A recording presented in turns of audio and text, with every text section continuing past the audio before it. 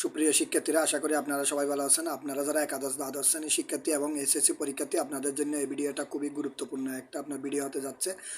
এইটি অর্থাৎ এই ক্লাসটাতে আপনাদেরকে আপনার জানানোর চেষ্টা করব আমি আপনাদের হিসাব বিজ্ঞান দ্বিতীয় পত্রের পঞ্চম অধ্যায়ের যৌথ মূলধনী কোম্পানির আর্থিক বিবরণী। এটা একটা খুব গুরুত্বপূর্ণ চ্যাপ্টার। এই চ্যাপ্টার থেকে যে এমসিকিউগুলো অর্থাৎ খুব গুরুত্বপূর্ণ এমসিকিউগুলো এখানে সাজেশন আকারে দেওয়া হয়েছে এবং উত্তরও দেওয়া হয়েছে। আশা করি আপনারা সম্পূর্ণ ভিডিওটা অবশ্যই কন্টিনিউ করবেন।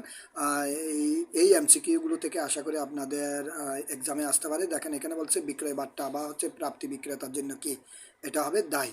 এরপরেরটা যেটা বলা হয়েছে সেটা হচ্ছে ভাড়া প্রদত্ত হয়েছে, অর্থাৎ আপনার ভাড়া প্রদত্ত হয়েছে 12% এবং 25% টাকা।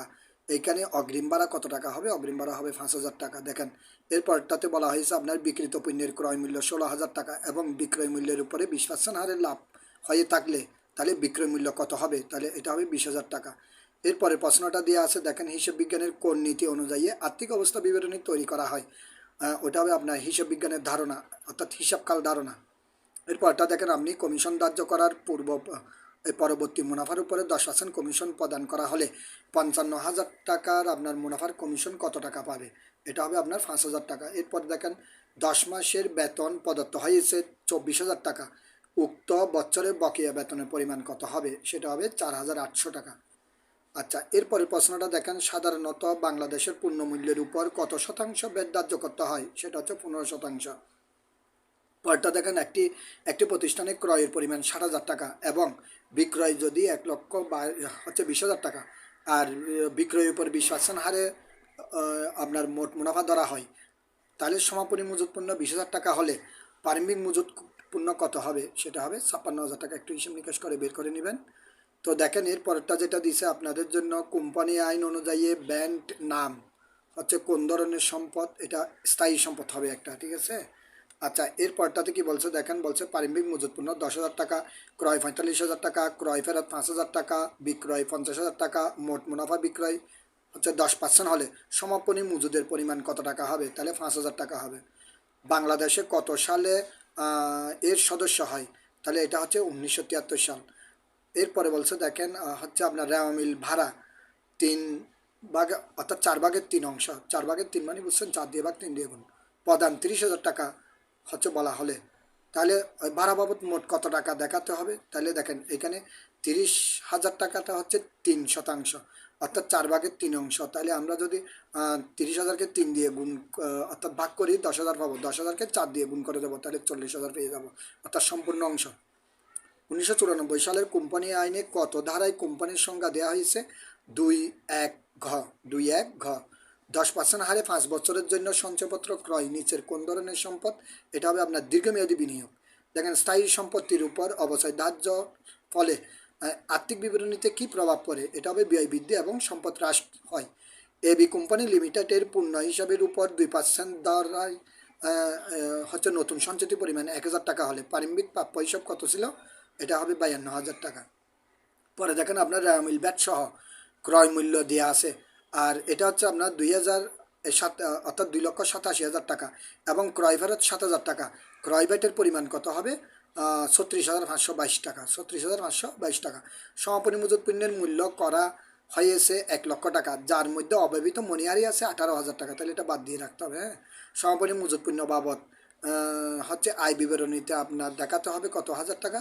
তাহলে আপনার এক্ষেত্রে দেখাতে হবে আপনার 95,000 টাকা, ঠিক আছে।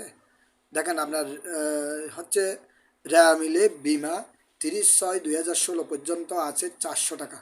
সমন্বয়ে বলা আছে বার্ষিক 300 টাকা। প্রতিষ্ঠানের হিসাব বছর 2015 সালে 31শে ডিসেম্বর তারিখে সমাপ্ত হয়। তাহলে আয় বিবরণীর বিমা দেখাতে হবে কত টাকা? 250 টাকা। দেখেন, উত্তরগুলো একটু আপনারা অবশ্যই অঙ্ক করে বের করার চেষ্টা করবেন, কারণ যাতে ভুল না হয় মতো, ঠিক আছে। উত্তরগুলো ভুল থাকলে একটু ঠিক করে নেবেন। আশা করি ভুল থাকবে না, তবু থাকলে ঠিক করে নেবেন, অঙ্কের মাধ্যমে বের করে নেবেন। ক্রয় মূল্যের উপর 10% হারে সঞ্চয়পত্রের সুদের পরিমাণ 2,000 টাকা হলে সঞ্চয়পত্রের মূল্য কত হবে? 20,000 টাকা। বিক্রিত পণ্যের ব্যয়ের উপর আপনার মুনাফা 25% এবং বিক্রয় ছিল যে আপনার 12,00,000 টাকা হলে তাহলে আপনার মুনাফার পরিমাণ কত টাকা হবে? 2,40,000 টাকা। আসলে আমি চেষ্টা করি ভুল না হয় মতো দেওয়ার জন্য। আমি একটা শিক্ষা প্রতিষ্ঠানের সাথে জড়িত আছে, আসলে চাকরির পাশাপাশি আপনাদের যাতে উপকার হয় এমন কিছু করার চেষ্টা করি। তো এখানে আমার আপনার মনের অজান্ত ভুল হতে পারে। এরপরে দেখেন আপনার বকেয়া বেতনের হচ্ছে পরিশোধ করলে এই কোনটি হ্রাস পায়, সেটা হচ্ছে দায়। অনলাইন সমন্বয় এবং আমার নিজের জ্ঞান দ্বারা আপনাদের জন্য কিছু দেওয়ার চেষ্টা করি, ঠিক আছে। তো এরপর বলছে আপনার নতুন আয়কর সঞ্চিতি কোথায় দেখানো হয়, নতুন আয়কর সঞ্চিতি দেখানো হয় আয় বিবরণী এবং আর্থিক অবস্থা বিবরণীতে। এরপর দেখেন কোন নীতি অনুযায়ী আয় বিবরণী নিট আয় বকেয়া ভিত্তিতে নির্ণয় করা হয়, সেটা হবে আপনার অনুযায়ী, ঠিক আছে। এরপর দেখেন বলছে ইকুইটি কি, ইকুইটি হচ্ছে আপনার মূলধন যোগ সঞ্চিতি ও লাভ। এবার বলছে আপনার নেট লাভের ফলে কি হয়, একত মালিকানা সত্ত্ব বৃদ্ধি পায় আর সম্পদ বৃদ্ধি পায়। তারপর দেখেন মালিকানা সত্ত্ব অপরিবর্তিত থাকে, এক, উত্তর হবে এক। সঞ্চিতি ও উদ্বৃত্তের উপাদান হচ্ছে পদয় আয়কর, শেয়ার অধিহার, সাধারণ সঞ্চিতি, এটা হবে 2, 3। এরপর দেখেন আপনার এরপর বলছে যে আপনার মজুদ মালের অতিমূল্যায়ন বা অবমূল্যায়ন হলে প্রভাবিত হয়, 1 পদয় আয়কর, 2 লভ্যাংশ, 3 সাধারণ সঞ্চিতি তহবিল, তাহলে হবে 1, 3। আনসার হবে কত, 1, 3। এবার দেখেন আপনার পরিপূরক তহবিলের স্থানান্তর দেখানো হয়, 1 হচ্ছে বিশদ আয় বিবরণীতে, 2 সংরক্ষিত আয় বিবরণীতে, 3 হচ্ছে আর্থিক অবস্থা হচ্ছে আপনার বিবরণীতে, তাহলে হবে কত, 2, 3। সংরক্ষিত আয় বিবরণীতে বাদ দিতে হবে 1 আয়কর প্রদান, 2 অন্তর্বর্তীকালীন লভ্যাংশ, 3 অদাবিকৃত লভ্যাংশের অবলোপন, তাহলে হবে 1, 2। কোম্পানির চলতি দায় হলো 1 অন্তর্বর্তীকালীন লভ্যাংশ, 2 প্রস্তাবিত লভ্যাংশ, 3 হচ্ছে নির্দাবী লভ্যাংশ, তাহলে এটা হবে 2, 3। দেখেন এবার বলছে অলিক সম্পত্তি হলো অবলেখন, দুস্তরী, প্রাথমিক খরচ, সুনাম, এটা হবে 1, 2। আনসার হবে কত, 1, 2। উদ্দীপকটা দেখেন, উদ্দীপকে বলা হয়েছে আপনার মেসার শাইন ট্রেডার্সের প্রাপ্য হিসাবের পরিমাণ হচ্ছে 50,000 টাকা, অলিখিত কুরিনের পরিমাণ ছিল 2,000 টাকা, প্রাপ্য হিসাবের উপর আরও 4% কুরিন সঞ্চিতি বৃদ্ধি করতে হবে। তাহলে এক্ষেত্রে বলছে যে আপনার নতুন কুরিন সঞ্চিতির পরিমাণ কত হবে, এটা হবে আপনার 2,920 টাকা, 2,920 টাকা। তারপর বলা হয়েছে দেখেন আপনার নতুন অনাদায়ী সঞ্চিতি, অনাদায়ী পাওনা সঞ্চিতি 2,000 টাকা হলে আর্থিক বিবরণীতে কত অন্তর্ভুক্ত করতে হবে, উত্তর হবে 1, 3। এরপর একটা উদ্দীপক দেওয়া আছে, দেখেন উদ্দীপকে বলা হয়েছে জনাব মানিক প্রাণকং লিমিটেডের একজন হিসাবরক্ষক, উক্ত প্রতিষ্ঠানে কিছু তথ্য নিম্নলিখিত অর্থাৎ নিম্ন দেওয়া হলো, 1 হচ্ছে পারিমিক মজুদ পূর্ণ 10,000 টাকা, তারপর পূর্ণ ক্রয় ছিল 32,500 টাকা, সমাপনী মজুদ ছিল 9,500 টাকা এবং মোট ব্যয় ছিল 20%। এখন আপনার থেকে বের করতে হবে বিক্রিত পণ্যের ব্যয় কত, তাহলে এক্ষেত্রে হিসাব নিকাশ করে পাওয়া গেছে কত, 33,000 টাকা। সর্বশেষ প্রশ্নটা দেখেন 36 নম্বর প্রশ্নটা, এটা সর্বশেষ প্রশ্ন।